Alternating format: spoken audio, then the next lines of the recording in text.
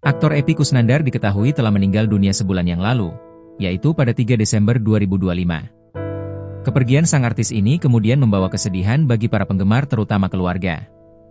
Istri dari Epy Kusnandar, yaitu Karina Ranau masih merasakan duka mendalam setelah suaminya meninggal 1 bulan lalu.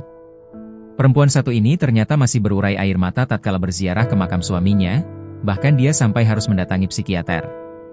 Sampai hari keberapa, setelah Epy meninggal, saya sempat pergi ke psikiater, aku Karina Ranau, dilansir dari Tribun Seleb. Karina Ranau mengatakan bahwa dia masih belum percaya Epy Kusnandar meninggalkan dirinya secepat ini. Lantaran rasa sedih dan cintanya kepada Epy Kusnandar yang mendalam, Karina Ranau sempat berpikir untuk tidur di makam suaminya. Adapun, Karina sempat mengungkapkan pesan terakhir Epy Kusnandar sebelum meninggal.